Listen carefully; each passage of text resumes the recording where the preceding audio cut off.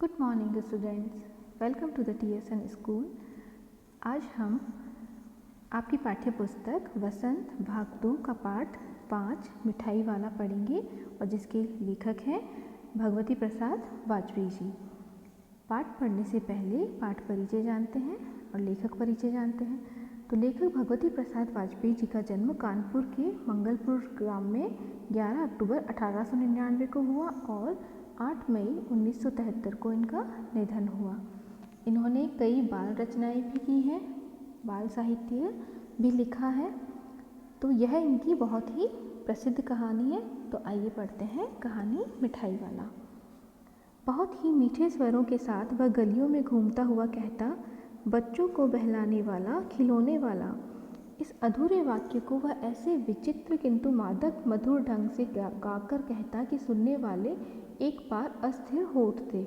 उसके स्नेहाभिषिक्त कंठ से फूटा हुआ गान सुनकर निकट के मकानों में हलचल मच जाती। छोटे छोटे बच्चों को अपनी गोद में लिए युवतियाँ चिकों को उठाकर छज्जों पर नीचे झांकने लगती। गलियों और उनके अंतर्व्यापी छोटे छोटे उद्यानों में खेलते और इठलाते हुए बच्चों का झुंड उसे घेर लेता और तब वह खिलौने वाला वहीं बैठकर खिलौने की पेटी खोल देता। तो लेखक एक ऐसे मिठाई वाले के बारे में बता रहे हैं जिसका बहुत ही मीठा स्वर था, जो बहुत ही सुरीली आवाज़ में आवाज़ लगाता था और कहता था कि बच्चों को बहलाने वाला, खिलौने वाला। और उसके इस अधूरे वाक्य को यानी छोटे से वाक्य को सुनकर और ऐसे विचित्र और सुंदर आवाज़ में सुंदर ढंग से वह कहता गाकर सुनाता कि सुनने वाला एक बार अस्थिर हो उठता। यानी उसकी आवाज़ सुनकर जो भी कोई सुन रहा होता उसे एक बार तो ध्यान उसकी ओर जाता। अस्थिर हो उठना मतलब कि ध्यान उधर ही कि गाने वाले की तरफ ध्यान देना और जो भी वो काम कर रहे थे होते हैं वो है छूट जाता।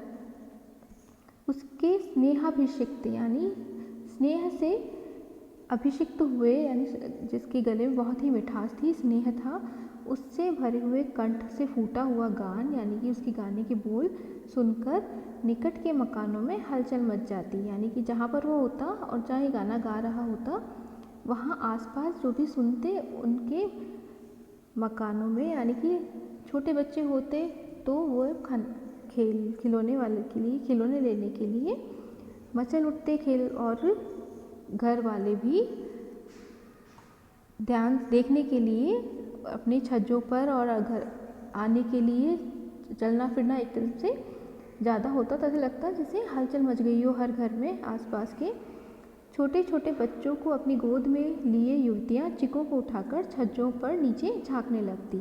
यानी कि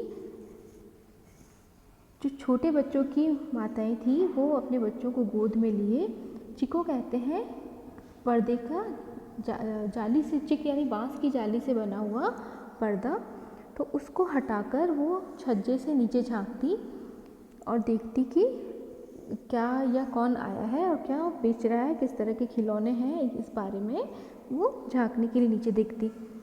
गलियों और उनके अंतर्व्यापी गलियाँ और उनके अंतर्व्यापी यानी कि उसमें जो छोटे उद्यान होते हैं गलियों में, चाहे वो घरों में हो या सरकारी हो, छोटे छोटे जो उद्यान बने हों, तो उन उद्यानों में खेलते हुए और इठलाते हुए बच्चों के झुंड उसे यानी किसी खिलौने वाले को घेर कर वहीं बैठ जाते और तब वह खिलौने वाला भी वहाँ बैठकर अपने खिलौनों की पेटी को खोल देता और बच्चों को दिखाता। बच्चे खिलौने देखकर पुलकित हो उठते। वे पैसे लाकर खिलौने का मोल भाव करने लगते। पूछते, इचका दाम क्या है? और इचका। खिलौने वाला बच्चों को देखता और उनकी नन्ही नन्ही उंगलियों से पैसे ले लेता और बच्चों की इच्छानुसार उन्हें खिलौने दे देता। खिलौने लेकर फिर बच्चे उछलते कूदने लगते और तब फिर खिलौने वाला उसी प्रकार गाकर कहता, बच्चों को बहलाने वाला, खिलौने वाला। सागर की हिलोर की भांति उसका ये मादक गान गली भर के मकानों में इस ओर से उस ओर तक लहराता हुआ पहुंचता और खिलौने वाला आगे बढ़ जाता। राय विजय बहादुर के बच्चे भी एक दिन खिलौने लेकर घर आए। वे दो बच्चे थे, चुन्नू और मुन्नू। चुन्नू जब खिलौने ले आया तो बोला, मेला घूमना कैचा छुंदल है। मुन्नू बोला, और दे तो मेला कैचा छुंदल है। यहाँ लेखक आगे बता रहे हैं कि जब वो बच्चे उसे घेर कर बैठ जाते और वह खिलौनों की पेटी खोलकर उन्हें दिखाने लगता तो बच्चे खिलौने देखकर बहुत ही पुलकित यानी कि प्रसन्न हो उठते, खुश हो जाते और वे पैसे लाकर खिलौने का मोल भाव करने लगते। मोल भाव मतलब कि ये खिलौने का या कितने का है, सारे उसका भाव पूछने लगते। पूछते इसका दाम क्या है, मतलब इसका दाम क्या है। इस खिलौने को हाथ में लेकर या इसकी तरफ दिखाकर कहते कि इसका दाम क्या है, और इसका मतलब और इसका और इसका। तो खिलौने वाला बच्चों को देखता और उनकी नन्ही नन्ही उंगलियों से पैसे ले लेता और उनकी इच्छा अनुसार उनको खिलौने दे देता, यानी जो खिलौना उनको पसंद आता वो खिलौना उनको दे देता। और फिर खिलौने लेकर बच्चे उछलते कूदने लगते और फिर लेकर अपने घरों को जाते और खिलौने वाला और आगे बढ़ जाता और वही गीत गाता, बच्चों को बहलाने वाला खिलौने वाला। तो जैसे सागर में यानी समुद्र में लहरें उठती है एक के बाद एक, वैसे ही और आगे बढ़ती हुई जाती है लहरें, उसी तरह से खिलौने वाले का भी जो गीत है या उसकी जो आवाज़ है वो पूरी गली में एक मकान से दूसरे मकान तक मतलब आगे बढ़ती हुई ऐसे लगती जैसे कोई समुद्र की लहर चल रही हो और खिलौने वाला आगे बढ़ जाता। तो एक घर के बारे में बता रहे हैं कि वहाँ जो विजय बहादुर हैं, राय विजय बहादुर, उनके बच्चे भी एक दिन इस खिलौने वाले से खिलौने लेकर आए और वे दो बच्चे थे, चुन्नू और मुन्नू। तो चुन्नू जब खिलौने ले आया तो बोला, वो अपना घोड़ा दिखा रहा था कि देखो मेरा घोड़ा कैसा सुंदर है। तो मुन्नू भी बोला, और देखो मेरा कैसा सुंदर है कि मेला भी कैसा मतलब कैसा, मेला मतलब मेरा, और छुंदल मतलब सुंदर है। तो जब चुन्नू मुन्नू अपने खिलौने से खेल रहे थे तो उसके आगे लेखक कहते हैं, दोनों अपने हाथी घोड़े लेकर घर भर में उछलने लगे। इन बच्चों की माँ रोहिणी कुछ देर तक खड़े खड़े उनका खेल निरखती रही। अंत में दोनों बच्चों को बुलाकर उसने पूछा, अरे ओ चुन्नू मुन्नू, ये खिलौने तुमने कितने में लिए हैं? मुन्नू बोला, 2 पैसे में, खिलौने वाला दे गया है। रोहिणी सोचने लगी, इतने सस्ते कैसे दे गया है, कैसे दे गया, वह तो इतनी वही जाने, लेकिन दे तो गया ही है, इतना तो निश्चित है। तो लेखक आगे कहते हैं कि जब वो बच्चे खिलौने लेकर अपने घर में आए तो अपने खिलौने यानी कि हाथी घोड़े लेकर पूरे घर में उछलते हुए उससे खेलने लगे और बहुत खुश हुए।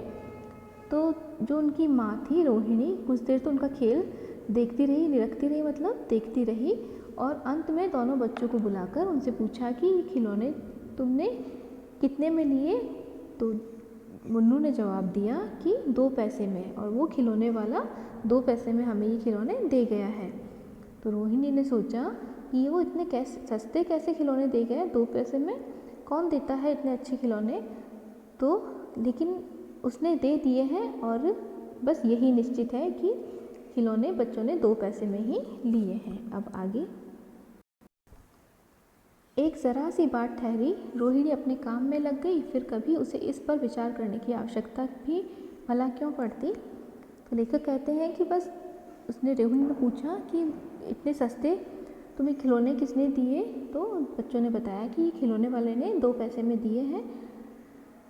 तो छोटी सी बात को वो भूल गई, वापस अपने काम में लग गई और उस बात पर कि उतने सस्ते क्यों दिए, इतने 2 पैसे में खिलौने क्यों दिए खिलौने वाले ने, इस बात पर विचार करने की उसे आवश्यकता भी नहीं पड़ी। 6 महीने बाद नगर भर में 2-4 दिनों से एक मुरली वाले के आने का समाचार फैल गया। लोग कहने लगे, भाई वाह, मुरली बजाने में वह एक ही उस्ताद है। मुरली बजाकर गाना सुनाकर वह मुरली बेचता भी है, सो भी 2-2 पैसे में। भला इसमें उसे क्या मिलता होगा, मेहनत भी तो ना आती होगी। एक व्यक्ति ने पूछ लिया, कैसा है वह मुरली वाला, मैंने तो उसे नहीं देखा। उत्तर मिला, उम्र तो उसकी अभी अधिक न होगी, यही 30-32 का होगा, दुबला पतला गोरा युवक है, बीकानेरी रंगीन साफा बांधता है। वही तो नहीं जो पहले खिलौने बेचा करता था? क्या वह पहले खिलौने भी बेचा करता था? लेखक आगे कहते हैं कि जब खिलौने वाले चला गया खिलौने बेचकर और बच्चों से रोहिणी ने पूछा, तो उस बात को पूछकर फिर वो बात काम में लग गई और उस बात को भूल गई और काफ़ी दिनों बाद में उसके बारे में उसने कुछ भी सोचने की ज़रूरत नहीं महसूस हुई। फिर अगले 6 महीने बाद पूरे नगर भर में 2-4 दिनों से एक मुरली वाले के आने के समाचार फैल गया और लोग उसके बारे में बात करते थे कि वह बहुत ही अच्छी मुरली बजाता है और गाने भी बहुत अच्छा गाकर और मुरली भी बेचता है और वो भी बहुत सस्ती 2-2 पैसे में।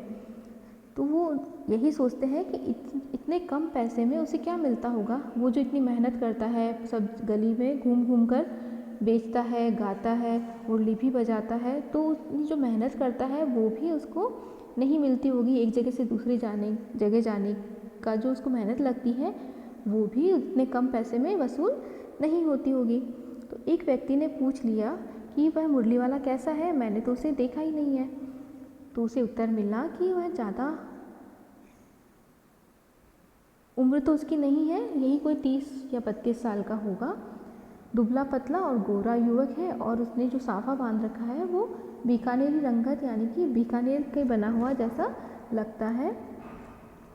तो प्रश्न पूछने वाला कहता है कि कहीं वही तो नहीं जो खिलौने बेचा करता था? तो उत्तर देने वाला कहता है कि क्या पहले वो खिलौने भी बेचा करता था?